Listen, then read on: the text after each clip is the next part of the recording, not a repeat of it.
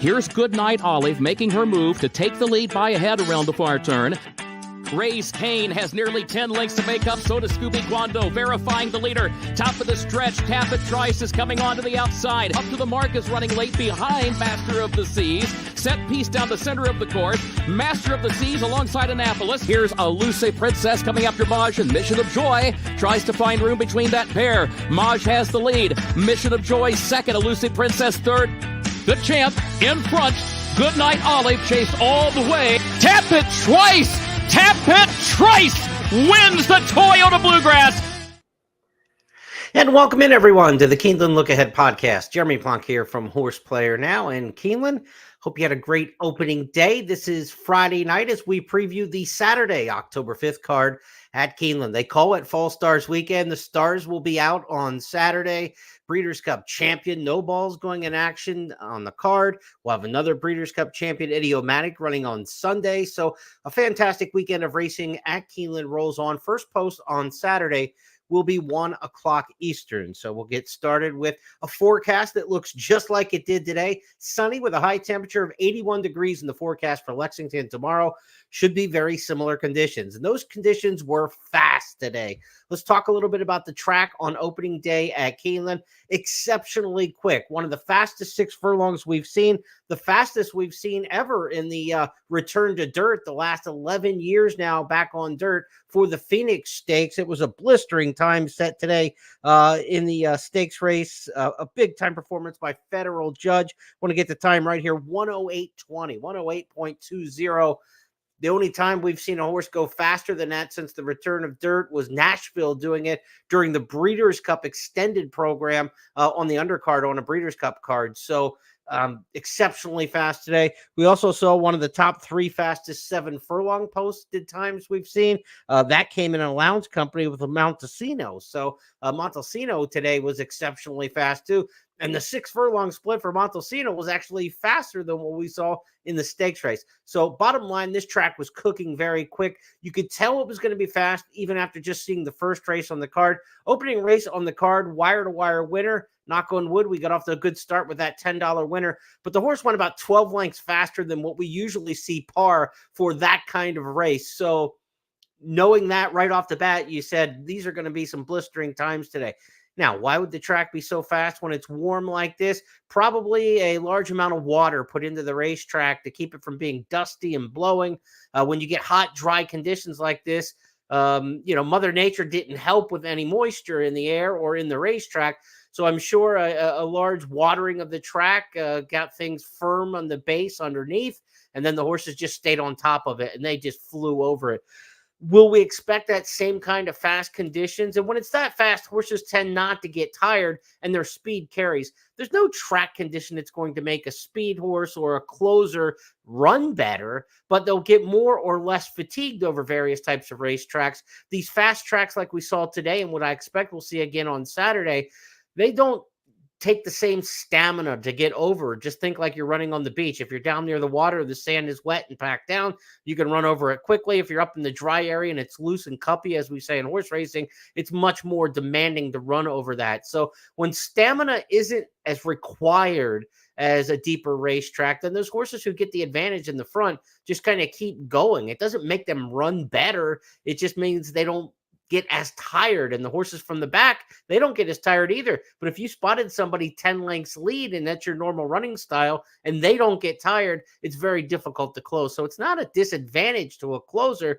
Their disadvantage is that they let the other horse get that kind of lead and they just don't have the tactical speed to stay up in a race. So jockeys know that. They'll try to get their horses up into the race if they have the ability to do so. I would suspect we're going to see another fast track like this. Given the conditions, maybe they alter a little bit in the way they water, but they're not going to tear the track up and get in with the rakes and the tills and then get in there and do a lot with it, harrowing it. maybe you would see that during the dark days of a racing week, Monday, Tuesday, before we come back on Wednesday.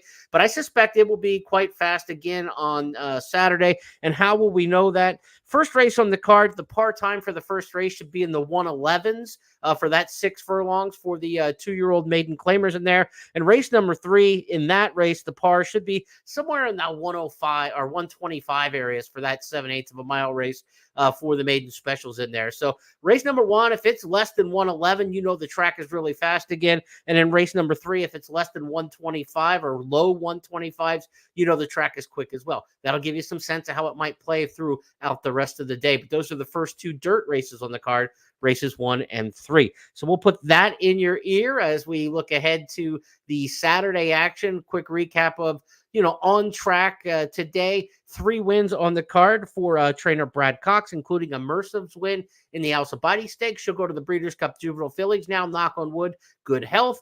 That she'll be one of the favorites now, 3 for 3 lifetime off of her win in the Spinaway at Saratoga as well. Good day for Manny Franco, who rode a Mercive. He had 2 wins on the card. So Jessamine Stakes was a 3-way thriller to the wire, one of the best races we're going to see all meet. Mayday Ready got the nose down under Frankie Dettori. Dettori had 2 wins on the program today. Good to see him back riding well after a shoulder injury a couple weeks ago. Really nice performance today from Dettori, Franco.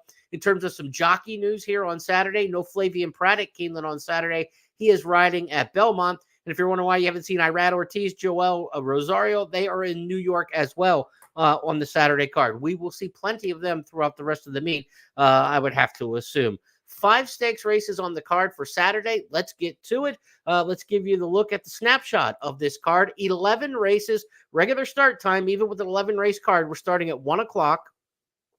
The 5 stakes races go in succession. Races 6, 7, 8, 9, and 10. So races 6 through 10 are the stakes races. My key plays, we had little mixed results in our handicapping. We'll talk about that in a second. My key plays come early in the card before the stakes races, and we'll discuss why that is as we get through the course of the program. And we'll also look at the handicapper selectors box from Keeneland.com with all 5 public handicappers to try to bounce our picks off of one another here as we go race by race. As far as the handicapping went on opening day, we had 4 winners on top out of 10. I told you we had 5 morning line favorites that we had picked on top today.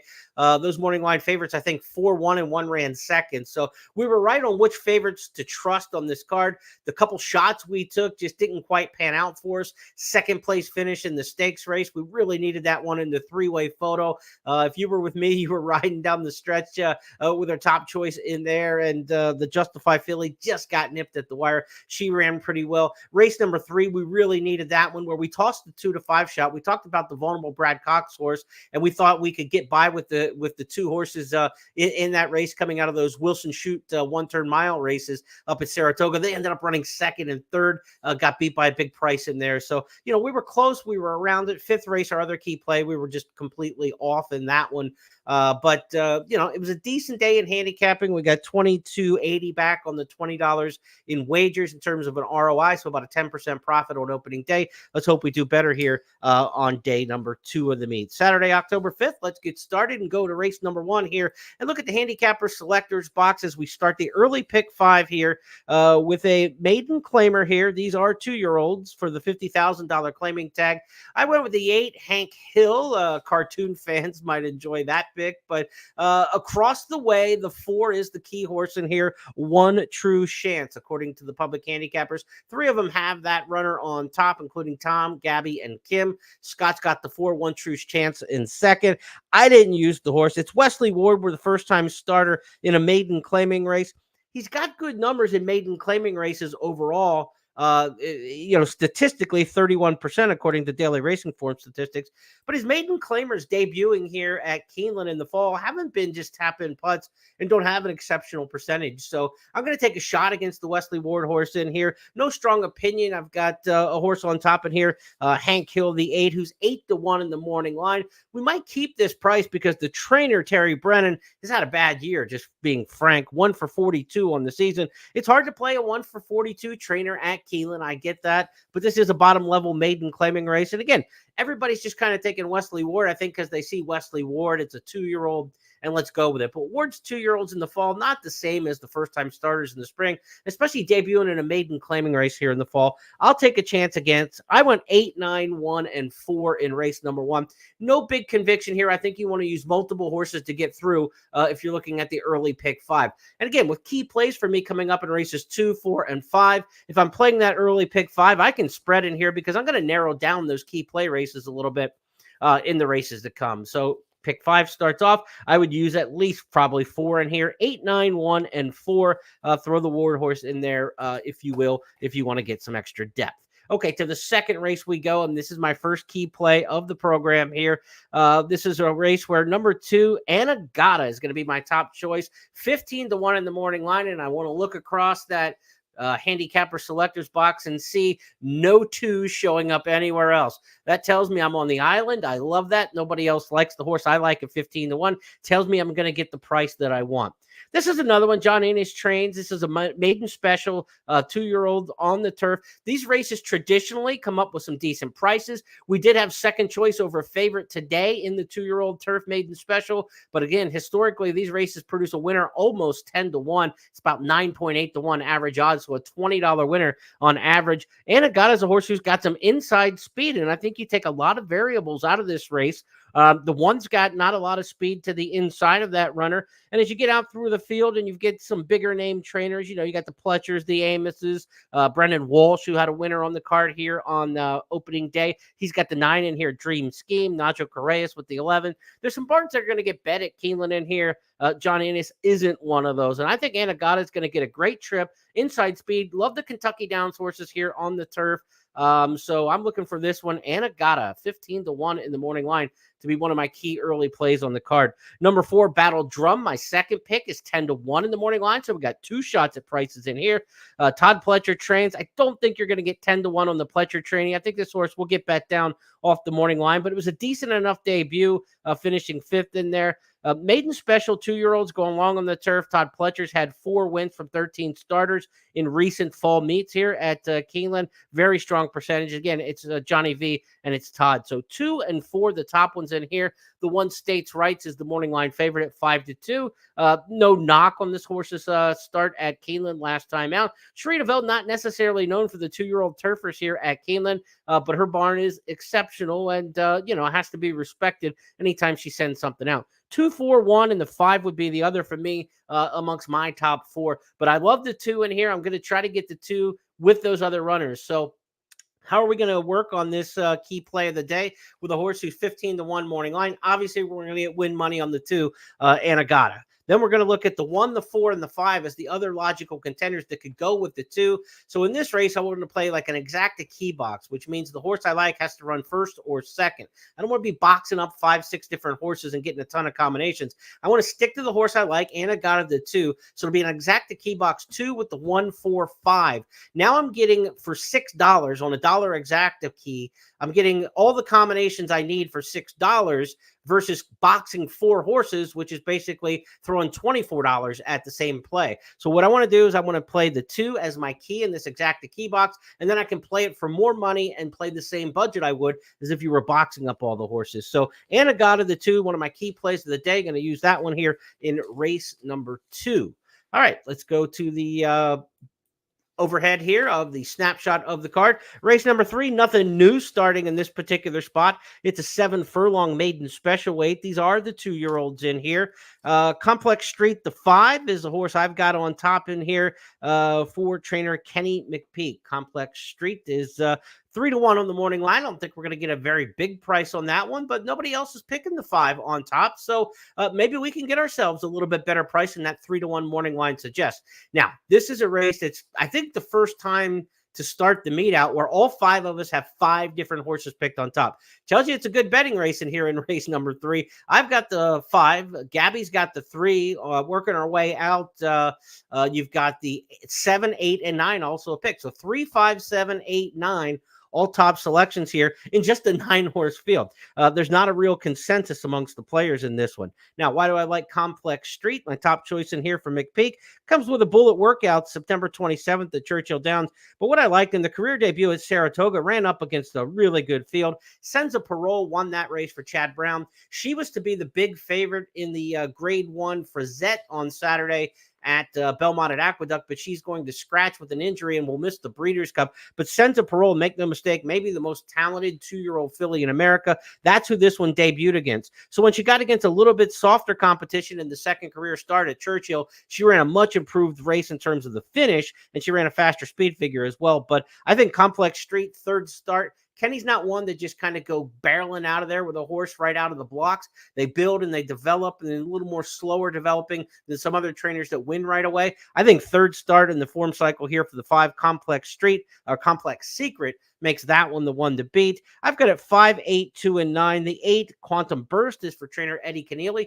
He's got some success with these 2-year-old debut types here at Keeneland in the fall, and he gets them at some prices. He gets Luis Saez the ride here on Quantum Burst, so that's why I've got that one in there. I think it's an interesting jockey trainer combo here with the first time starter. 5, 8, 2, 9, the way I see the second, and everybody going back to the Keeneland Handicapper Selectors Box are all over the place here in the third race. I think I might have just called it the second race, but third race on the card. I'm on the 5 in here, Complex Secret, the 8 Quantum Burst, one to watch here as well. Now, one of my key plays of the day early in the card, I'll probably want to use a few of these in the multi-race wagers, certainly the uncertainty of some first-time starters and that sort of thing. Plus, as we mentioned, we've got key plays in races 2, 4, and 5. We already told you about the 2 price horses we like in the second. Now we get to race number 4, which is our second key play. And this is a mile and an eighth allowance race, turf allowance races here. You want to look for the Kentucky Downs runners. We talked about this angle today, and there were 4 of them in the, I believe it was the 5th race on the card today. 4 of them in from Kentucky Downs, and that was the 3rd race on the card, I believe. 4 of them from Kentucky Downs. We honed in on 2 of them. We were on the wrong 2. One of the others won the race at a nice price. So again, these allowance races on the turf going long. Definitely Kentucky Downs territory here. You want to lean on those horses as heavy as you can. Number 10, Desert Duke, is 6-1 in the morning line. Not only a horse coming in from Kentucky Downs off a good second place finish at a price there, this is a horse who's 1-for-1 over the turf at Keeneland for trainer Chris Hartman. Good high percentage outfit in Hartman, not known for long distance turf horses, so he's not going to take any exceptional amount of money in here. With Bejarano riding, it's not Turfway in 2005. Bejarano is not taking any exceptional amount of money either. So I think we're going to get a very fair price on the 10 Desert Duke. Let's check in with the other handicappers and see what we have here. Race number 4. I've got the 10 Desert Duke on top. Scott's also got that one. No other love around the block. So like 6-1 in the morning line, not sexy connections, not a lot of handicappers all over the horse. I think we're going to get somewhere around that 6 to 8-1, and I think that's a more than fair price. The 4 Buoys is another one you want to watch at 8-1. This is Maker and Gaffleone. This one could go shorter than the morning line price, given the connections. Not a lot of love for that one across the way, though, because Rebel Red, the 7, is everybody's heart-throbbing here, it looks like. Tom Leach has him on top. Rebel Red, also picked by Gabby and Kim. Rebel Red's a horse for Sharita Vo, coming out of the Bernard Baruch last time out. Good allowance horse at Churchill and Saratoga, stepped up into the stakes ranks to no avail last time, and now drops back into what could be a winnable level in here. We'll see. Mile and an eighth for the first time. The horse has been going a mile and a 16th. Decent finishing kick, and did it without a lot of pace help. So a logical contender for sure in Rebel Red, but I like the horses from Kentucky Downs in these spots, even over the Saratoga types. So I've got it 10, 4, and 12. The 12, Clyde's Got a Gun, another horse in with a decent price for Helen Pitts coming in from Kentucky Downs. Disappointing effort at Kentucky Downs last time, but ran good here over the course last October, beaten only a length. So 10, 4, 12, the way I see this one. The 6 Degree of Risk, also a horse from Kentucky Downs that I'll run into my mix again. So this is similar. We've got a horse that we like on top in the 10, Desert Duke. I think the 4, the 12, the 6, the 7 are horses that you want to work in underneath. So again, key boxes the way you want to go with this. Maybe key the 10 just on top and trifectas. Take 4 or 5 horses underneath and then try to hit second or third. Key boxes in the exactas. That's the way I'm going to try to work it. And I certainly want to get good win money on a horse like Desert Duke here in race number 4 is one of my key plays. And when my key plays hit back-to-back races like they will here in races 4 and 5, obviously the daily double is your friend. Daily double, low takeout wager now at Keeneland this meet, 15%.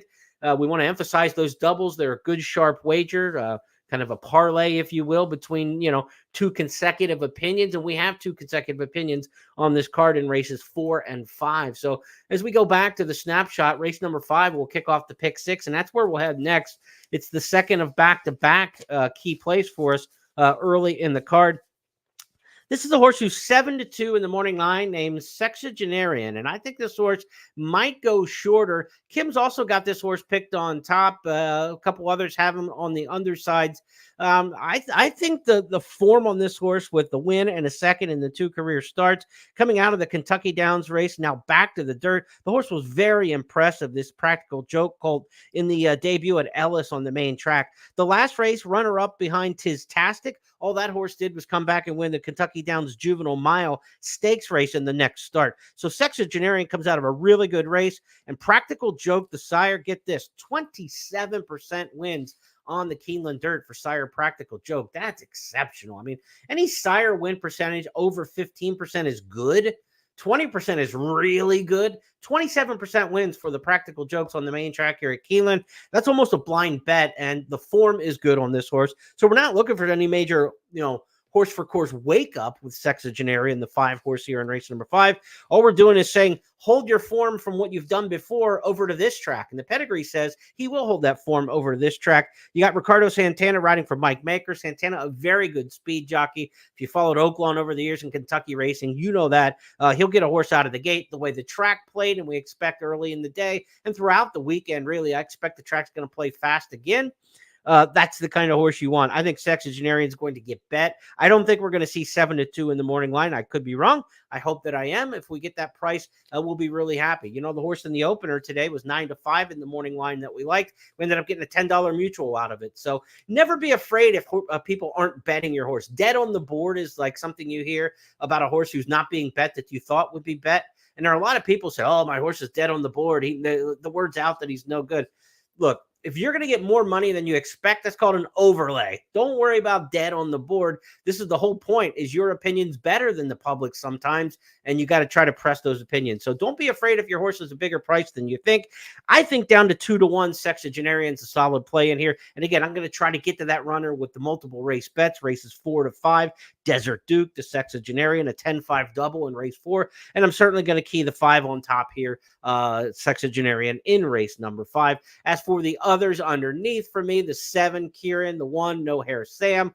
Other handicappers have a lot of love in here for the 2, 80 West, coming off a win for Dallas Stewart as a favorite at Saratoga. Couldn't argue with his form either. I've got it 5-7-1, but you could use any array of horses underneath. But the fact is, it's a 9-horse field in here, and if you're looking at multi-race wagers, they may be a better way to go into the Woodford, which is a full field, than the intra-race wagers with just 9 entered in race number 5. The doubles should be better than the exactas when you're looking at a 2-horse bet, because you're going from 9 horses in the 5th to 12 in the 6th, then you've got more combinations, right? For an exacta, 5 all is 8 different combinations, whereas in a double, 5 all is 12 different combinations. So there's more chance of losing tickets to pay the winners. That's how pari-mutuel wagering works. So if I'm looking at how to maximize my value on the 5 Sexagenarian in race number 5, I'm not looking at the exacta in this race. I'm looking at a daily double to the larger field size coming up in race number 6. So that's how I will attack that.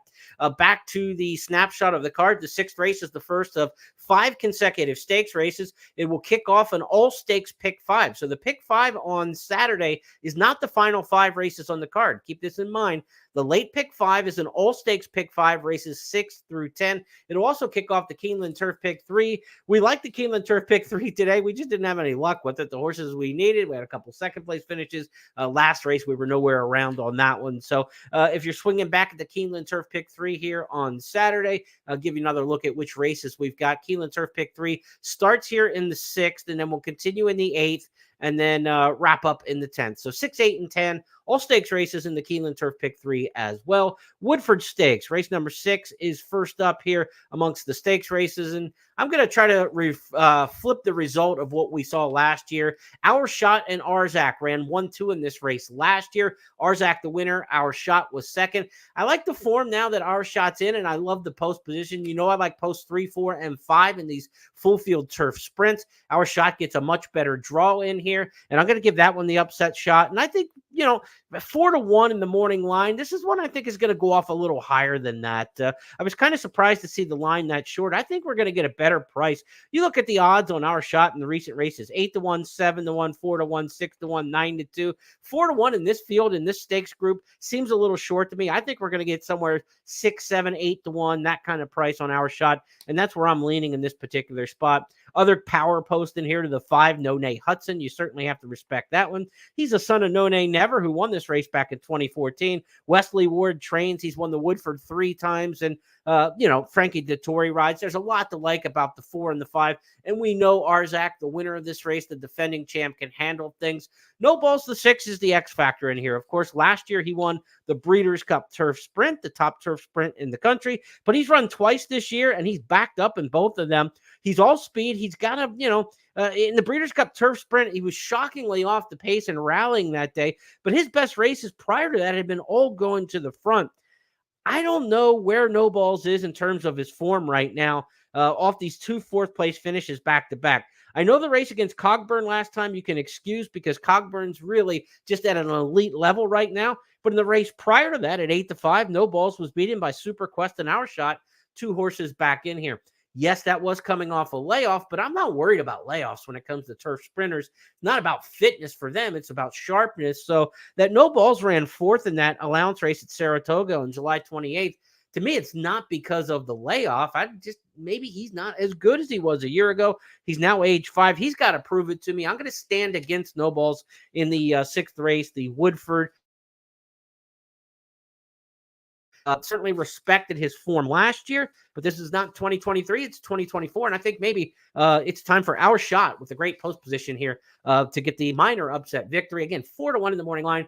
I'm thinking we're going to get something in that 6 to 8-1 range, and I'll be excited to attack him there. I'll be using the 4 with the 5 and the 10, 4-5 exacta boxes, 4-10 exacta boxes, because I really don't look at the next race on the card. The TCA Stakes is one I've got a strong opinion at all on, so I'm not looking for multi-race wagers. And that's why when we take a look at, what are your key plays on the card here, right?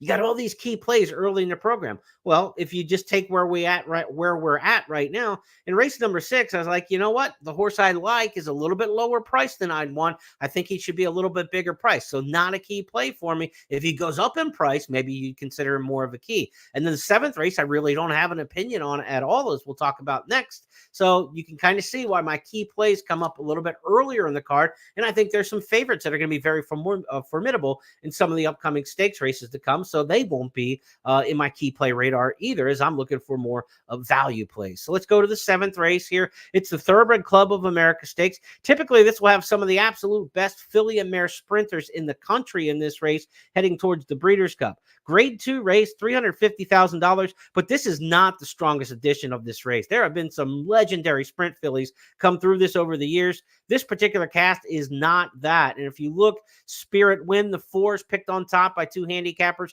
Red Carpet Ready's picked on top by 2 handicappers. And I've got Bright Work, who happens to be the 2-1 morning line favorite. I'm not happy about taking a short price at 2-1 in this race, but it's a field of 7. There's not just like a really defined pace style of how these horses are going to run.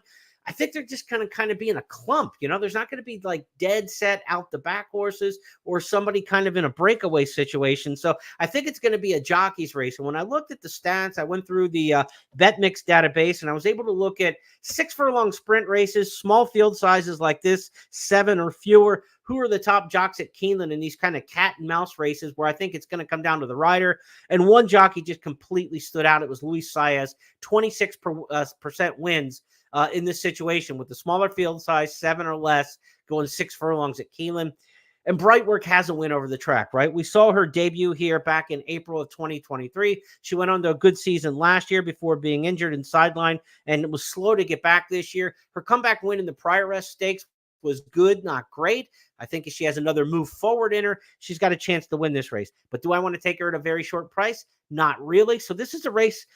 Intra race, I doubt I'm going to play 3 cents on this race, to be honest, right? I might have to get in and out of this race, though, in multi-race bets. But in terms of betting the Thoroughbred Club of America, your opinion is stronger than mine in here. And if you love this race, by all means, go after it. But like I tell you always, you bet less on your weak opinions and you bet more on your strong opinions. This is my weakest opinion of the entire card. So I can't put anything on this race with any serious conviction. But I will take the jockey stat. And I'm like I said, if I'm playing multi-race wagers, I've got to try to get through here. 3, 1, and 6 is the way I had it. Everybody else was picking 4 and 7 on top. So you kind of see how this is, right? I mean, it's only a 7-horse field, and you might be 5 deep to get through the pick 4, the pick 5.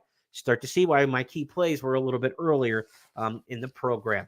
Sorry, but I can't help you a whole lot in the Thoroughbred Club of America Stakes. But give you a look at the field for that race, clearly unhinged for Asmussen. Let's say Brightwork is the 2-1 morning line favorite, but Spirit Win, Red Carpet Ready, some of the top picks for the other handicappers in here in race number 7. To the 8th we go. 8th race on the card is the First Lady, a grade 1, our first of 3 consecutive grade 1s now on the card. First Lady Stakes, a prep for the Breeders' Cup Filly and Mare Turf, perhaps, or maybe more likely for the Breeders' Cup Mile, as these fillies would take on the boys. Breeders' Cup Filly and Mare Turf this year, because of the configuration of the track at Del Mar, is 1 mile and 3/8. It's farther than what we're used to seeing in the Breeders' Cup Filly and Mare Turf. So these First Lady fillies who may have went to the Filly and Mare Turf in past years, they may either go to the mile or sit out the Breeders' Cup altogether. I know Chad Brown's been on the record with talking about his fillies. He doesn't think he really has 1 mile and 3/8 filly in his barn for the Breeders' Cup Filly and Mare Turf. So Chad's horses coming out of this race might be pointed towards the Breeders' Cup Mile. We'll see which this race is really a prep towards, or how we handicap it just intra-race for, the purposes of making some money on Saturday. As a Breeders' Cup scouting report, it's a little bit different case to talk about, but let's just talk about this strictly as a mile race that we're going to try to pick the winner on Saturday. Now, this race has been all about Chad Brown. He's won it 6 years in a row. Last 6 years. So you're like, well, what are we going to do? Chad Brown's going to win the race. But if you look down through the past performances, Chad Brown's got the 1 in here. He's got Fluffy Socks. Taking a look at the field, Chad Brown's also got the 4, Gina Romantica. He's also got the 8, Chili Flag. And he's also got the 11, White Beam. 4 of the 11 starters in here. Now you're saying, oh, great. Well, how do we separate the Chad Browns? Well, that's going to be the task. Because as we mentioned, Chad's won this race 6 years in a row. One of the most crazy stats. If you follow me on Twitter at Horseplayer Now, as you see on the bottom, I put this out yesterday, I think it was. But Chad's won this race 6 times. None of the 6 were favorites. And you just assume Chad Brown is going to be bet the favoritism in these races. A lot of times he's got multiple horses in these races, but the one the public leans on hasn't been successful in this race. In fact, Chad Brown's won this race 7 times overall, 6 years in a row, and none of the 7 were the favorites. So who's going to be the favorite amongst the Chad Brown horses in here? Go another direction. Toss the favorite and try to get a little bit better price. I'm trying to figure out where they will go with the prices. Nick Tamaro, morning line maker, made Gina Romantica, the defending champ in this race, the 3-1 morning line favorite. The 8 Chili Flag, I ended up with my top pick in here at 6-1 in the morning line.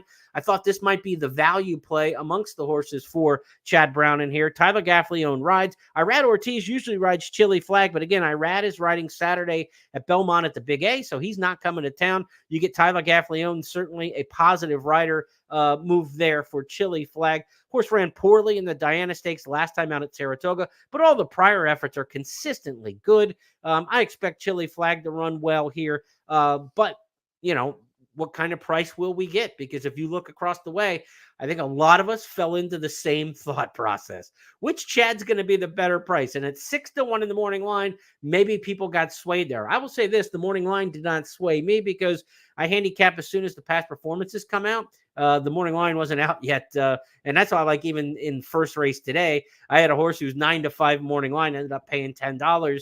I had no idea he was going to be 9-5 in the morning line when we make the selection. So a Chili Flag here. 3 of us have him on top. So if Tom Scott and I all landed on Chili Flag, Gabby's got that one second, and Kim's got that one third. We're probably not getting 6-1. So you get back to the value play. Where are we going to get some value in this race? White Beam, maybe on the outside for Chad, will be overlooked. We'll find out.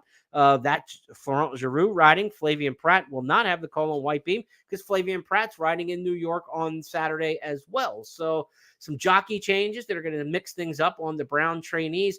Not a strong opinion in this race. So as you see, again, my stronger opinions earlier in the day. If we get a nice price on Chili Flag, why not go for that one? I've got the 3 Browns, 8, 4, and 11. Walkathon, interesting top choice in here off of 3 consecutive victories. One lesser races, frankly, the Anchorage Stakes at Churchill, the Kentucky Downs Preview at Ellis Park, and then the Ladies Turf at Kentucky Downs. Hasn't taken on horses of this quality. Chili Flag handled this one handily back in the Distaff Turf Mile, over a mile at Churchill. They were closer down at Gulfstream in the winter in the Honey Fox. So Walkathon just might be better now and could be a contender in here. But I think if you're going to get through this race, you got to use 8, 4, 11. I don't like Fluffy Socks a lot. I think she's a little bit off form for Chad Brown. But that's Frankie Dettori and Chad Brown, and that's going to be the longest price probably of the Chad trainees. So maybe you even want to include, if you're talking about multi-race wagers here in race number 8, the Thurber, the First Lady Stakes, pick 4 starts here. It's the second late pick 4. There's an all stakes pick 4 that starts in race number 7. Should have mentioned that. And then the late pick 4 will stay as usual with the final 4 races on the card. So we get an extra pick 4 on the program. But in this First Lady Stakes, I don't know how you get out of here without using 4 or 5 horses, or you just kind of cut bait on an opinion and say, I'm just going to take one in here and go for it. And if I had to take just one, I would take Chili Flag. So that's kind of the way the picks were created, right? I kind of take you into the kitchen a little bit and tell you how I, made the recipe. I didn't even mention Tarawa in here for trainer Dermot Weld. Of course, he's been to Keeneland in the past to win Breeders' Cup races. Tornawa, no relation. The names are very similar, but in 2020, Dermot Weld, the legendary Irish trainer, brought Tornawa here to Keeneland to win the Breeders' Cup filly and mare turf. Tarawa in here is probably looking maybe towards the Breeders' Cup, so she's getting a step off before heading to Del Mar. We didn't even mention her. She would certainly be a candidate in here. So multi-race bettors, race number 8. I mean, 8, 4, 11 are my top 3 in here. You got to consider the other Chad Brown, the 1, the 2, Tarawa, and Walkathon, the 5. So we're already up there. 1, 2, 4, 5, 8, 11. I mean, that's like 6 horses in here. This is probably a race where you want to go deep. And we didn't even mention Ag Bullet, who's won the last 2 by daylight. So good luck. The good thing about it is you don't have to bet them all. And this is going to be a great race to watch. But as for me, I do not have a strong opinion. And you'll again find out why all my key plays for the day come early in the program. Again, these are tough. I'm either landing on favorites or difficult races to separate. Now we get to the 9th race on the card, and this is the first of the the second of 2 major 2-year-old stakes of the weekend. The Alcibiades was today. The Claiborne Breeders' Futurity is next up. That is race number 9 on the card. I'm all in here for a horse named Ferocious. Ferocious ran last time out at Saratoga. Comes off a 2nd place finish behind Chancer McPatrick. Chancer McPatrick's going to go on Saturday in the Champagne Stakes at Belmont at Aqueduct. Let's give you a chance to see Ferocious in action last time out. Who's been head-to-head with Menti at the top of the stretch. These 2 will come to the 8th pole right together. Incentive Paid dives down towards that very familiar inside for his run. Ferocious did not fire his best shot, but Chancer McPatrick did, and he's coming fast on the outside. They're past the 16th pole, and Chancer McPatrick, Ferocious comes alive, but Chancer McPatrick proves best in the hopeful. Defeating Ferocious, Incentive Pay was 3rd, and Good effort there behind a talented horse for Chad Brown, Chancer McPatrick, again, who's going to be a solid favorite in the Champagne Stakes, run right around the same time as the Breeders' Futurity. In fact, I think it goes earlier. So you'll be able to see the result of the Champagne Stakes, see how Chancer McPatrick did, and how you evaluate Ferocious. Now, the reason I like Ferocious in the Claiborne Breeders' Futurity, a couple reasons here. really strong, brisk late pace figures. 102 in the debut win, 98 in that race. We're trying to figure out which one of these horses that's been going shorter is going to extend around 2 turns and run the mile and a 16th for the Breeders' Futurity. I like those brisk late pace figures there. I think Ferocious fits well against this group and was really, really impressive. That's why the horse was 3-5 in the stakes race. Really impressive in the career debut. Maybe not as good an effort last time out, but the rest of them were in behind, and I think got beat by a pretty good one in Chancer McPatrick. So I'm on Ferocious. The other reason I like this horse, the dam sire of Midnight Loot. You don't see a lot of horses sired by Midnight Loot as the main sire now these days, but in Keeneland dirt routes for years, Midnight Loot offspring are just a blind bet for me. They have such excellent success going long on the dirt at Keeneland here since we've gone back to dirt. Ferocious has that as the dam sire, bottom side of the pedigree. His maternal grandmother, maternal grandfather, if you will, Midnight Loot. So I think there's a real pedigree influence for this horse to love it at Keeneland. Problem is, Ferocious is the 8-5 morning line favorite. So again, I don't see a huge amount of value for me in this particular spot. The other horse to watch in here could be East Avenue. East Avenue is a horse for Godolphin. Brendan Walsh trains. A really impressive first-time starting winner. Caught my attention. Loved this horse's debut win at Ellis Park. My question is 6 furlongs to the mile and a 16th. That is a big step in distance. 8 of the last 9 winners of this race, the Breeders' Futurity, all came out of races at 7 furlongs or longer. And there's only one race, much less coming out of a 6 furlong race, but only the one start. So does this horse have the bottom side, the built-up stamina, the endurance, the toughness to handle a big field of 11 in here in the Breeders' Futurity? That's going to be a big question for me when we talk about the contending status of East Avenue. But on raw ability, absolutely, you've got to consider this horse. Handsome Pants, the 4 for trainer Kenny McPeak, probably the horse to fear late in the race from farther back in the pack. I think Ferocious is going to be right up into the mix. I do not think this horse is going to be closing from far back. He could be second or third in the clubhouse turn. He may even go to the front if Luis Saez deems it's a speed track and they want to take advantage of having that inside rail. But Handsome Pants does not have the early tactical speed. He'll be the one to fear late in this race. He got a 95 brisk late pace figure in his debut win around 2 turns. Again, the 98 and the 102 going short for Ferocious. But again, that's a solid number, especially for a debut. Now, earlier this week, I believe it was over the weekend, Tom Leach, the voice of the Wildcats, caught up with trainer Kenny McPeak to talk to him about his horse Handsome Pants going here in the Breeders' Futurity. Kenny McPeak's got 2 in the Green One Cleveland Breeders' Futurity, looking for another Mystic Dan. Yeah. Let's talk about Handsome Pants first, and tell me how he has trained out of that last race. Well, he's done super. This horse is a really, really good horse. I mean, what he did first time out, for those that were able to watch his initial run, he split horses and finished like a good thing. So we're really optimistic about him. He's still going to be a horse that I think's got some improvement beyond the Futurity, but this is an exciting prospect. And then the other colt, Look to the Cross, is another one that's really going the right way, and I think he's relishing a mile and a 16th. But between the two of them, I'd love to think we could win another Futurity. Look to the Cross ran on turf both times. Is that just to get longer races? Yeah, wanted 2-turn races. Really wanted to just get him a little more added distance and something to get him some experience. And there are very few choices when it comes to young horses. You really don't get many maiden 2-year-old mile and a 16th. And actually, the one here was the one that the Daredevil colt Handsome Pants won. What are you looking for in a 2-year-old colt that tells you you can have it in a Mystic Dan? Well, these are 2 horses that are totally different than Mystic Dan. Mystic Dan made his first start at Keeneland sprinting, going 5 or actually 6 furlongs, and was second first time out. And these colts have gone on to go mile and a 16th earlier. So it's a bit apples and oranges, but certainly, Kentucky Derby prospects, Breeders' Cup prospects, and horses with high-level talent. Got another Grizzly to unveil at the Keeneland Fall Meet?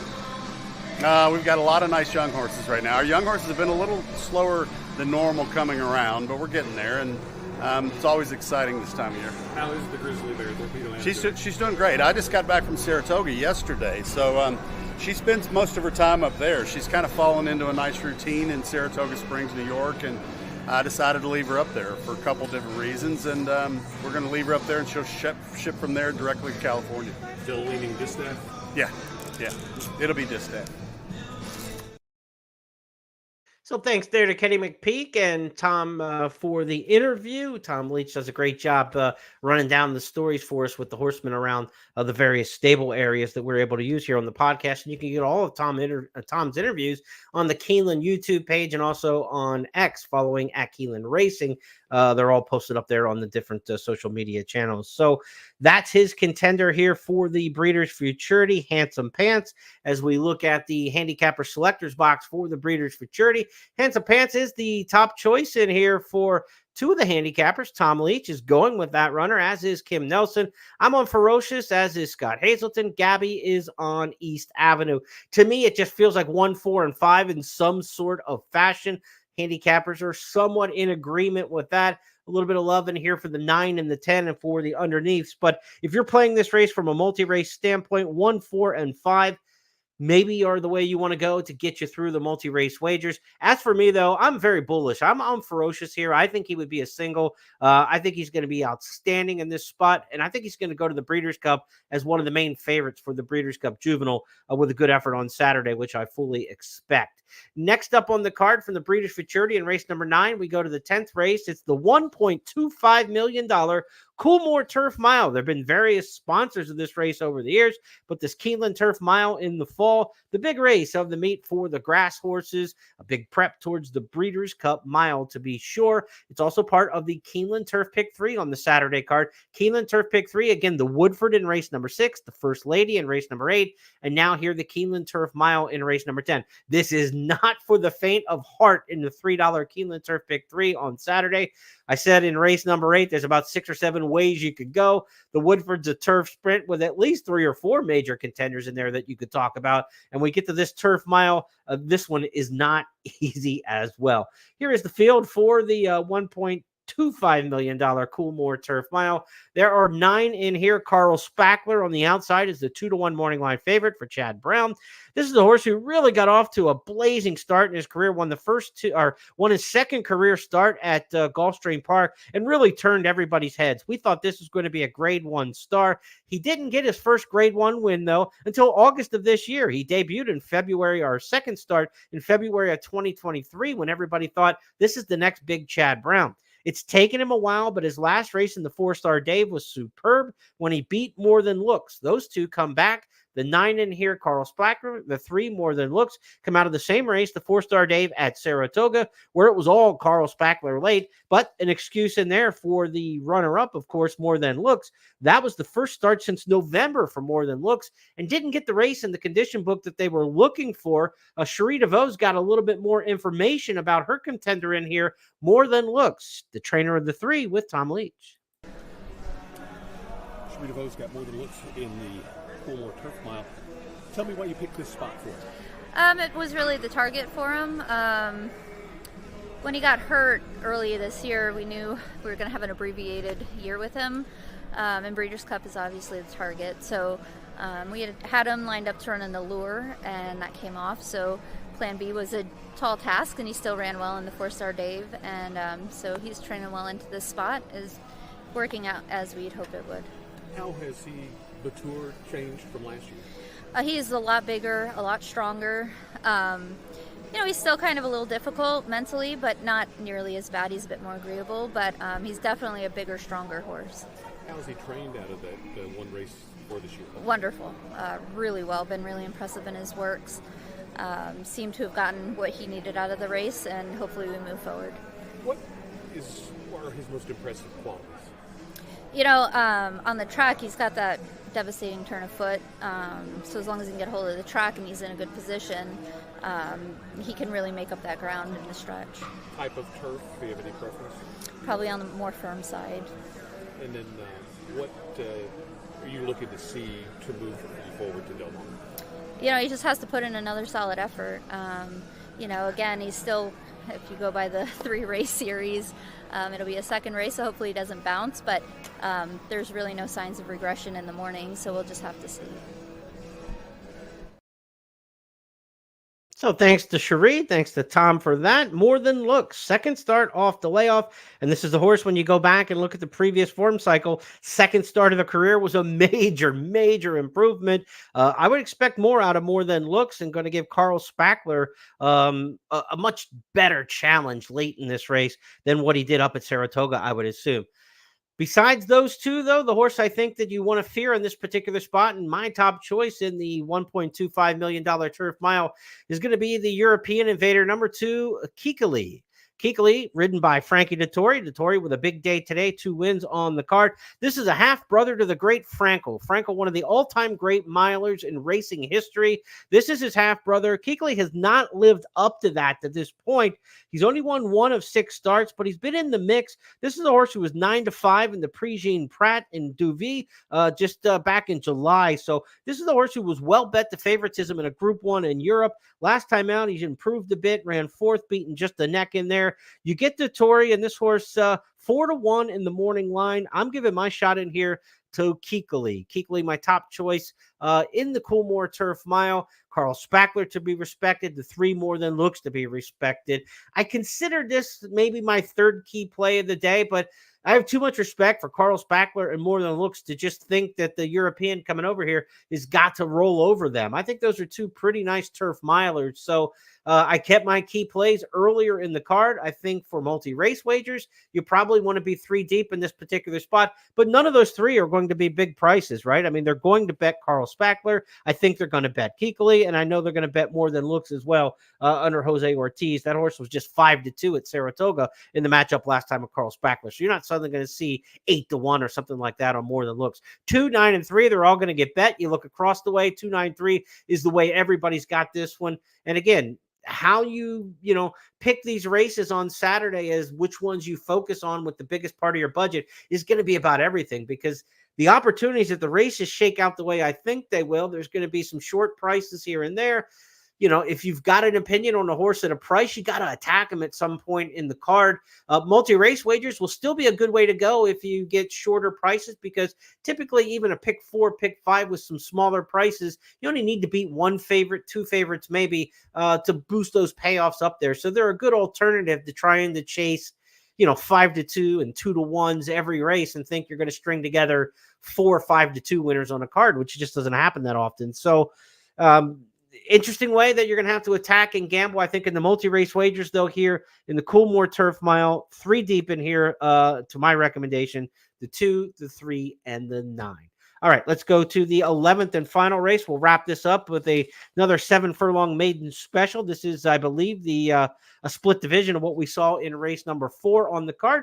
Let's go right to the picks here for the 11th and final. This will wrap up some of the multi-race wagers. A lot of the multis wrap up with the 10th race on the card, but that late pick 4 that was added goes through this race.